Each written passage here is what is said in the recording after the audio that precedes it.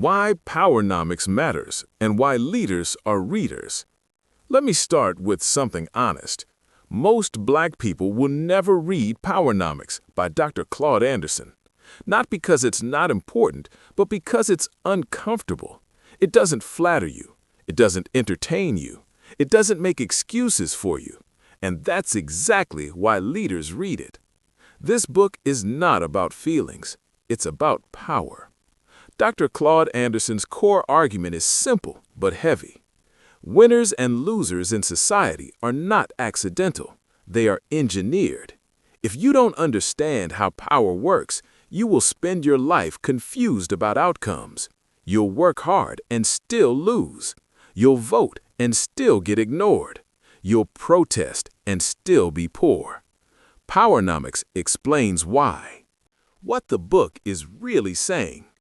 PowerNomics is not a history book, even though it uses history. It's not a self-help book, even though it tells you what to do. It's a manual for how groups win and how groups lose.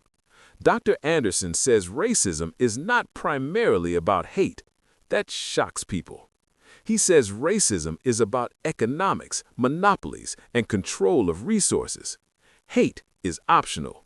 Power is not. Groups that control wealth, land, institutions, politics, media, education win regardless of how nice they are. Groups that do not lose regardless of how moral they are. That's the first uncomfortable truth. Why individual success is not enough. One of the biggest lies we're taught is that individual success equals group progress. PowerNomics says that's false. You can have black millionaires, black celebrities, black politicians, black professionals, and still have a powerless community. Why? Because power is collective, not individual. Dr. Anderson explains that other groups practice group economics. They buy from each other. They hire each other. They circulate money inside their communities. They vote as blocks. They protect their institutions. Black America, he argues, was taught integration without power, consumption without ownership, visibility without leverage. That's not an accident. The real meaning of racism in the book. This is where the book really separates readers from skimmers. Dr. Anderson reframes racism as a competitive strategy. Racism in this framework is not emotional. It is functional. It limits competition. It protects monopolies. It justifies unequal access to resources. That's why racism survives laws, elections, and protests, because it is profitable. If you don't understand that, you keep arguing morality with people who are playing chess. Why schools don't teach this. PowerNomics explains why schools teach you to be employable, not powerful. You're taught to get a job, to fit into systems, to obey rules, to be a good citizen. You are not taught how money moves, how laws protect assets, how institutions reproduce power, how groups organize economically. Dr. Anderson argues education should create producers, owners, and strategists, not just workers. That's another uncomfortable truth. Why leaders are readers. Now let's pause here because this is where the leadership lesson comes in. Leaders read books like PowerNomics not because they agree with everything in them, but because ignorance is expensive. Leaders read because they don't outsource their thinking. They don't rely on sound bites. They don't confuse emotions with strategy. Followers consume headlines. Leaders consume frameworks. PowerNomics gives you a framework. If you don't read, you inherit someone else's worldview, usually the worldview of the people already in power. The church, politics, and power. One of the boldest parts of the book is what it says about institutions we trust. Dr. Anderson challenges the black church not spiritually, but strategically. He says churches have people, money, trust, and real estate, but often lack economic coordination. Charity without strategy keeps people dependent. Faith without economics keeps people vulnerable. On politics, he's even more blunt. Votes without leverage are symbolic. Other groups trade votes for policy. Black voters often give votes for promises. PowerNomics argues politics should be transactional, not emotional. That makes people uncomfortable, but power doesn't care about comfort. Why this book still matters today. Some people say that book is old. No. The systems it describes are still here. The wealth gaps are still here. The monopolies are still here. The confusion is still here. What's changed is technology, and technology makes the lessons of PowerNomics even more urgent, because now platforms replace institutions, algorithms replace gatekeepers, ownership matters more than ever. If you don't understand group economics in the digital age, you just become content for someone else's platform. The final lesson for non-readers. So let me say this directly to the person who will never read the book. You don't need to memorize PowerNomics, but you do need to understand this.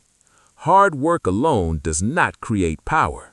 Education without strategy does not create freedom. Visibility without ownership does not create security. Leaders read because they refuse to be confused about outcomes.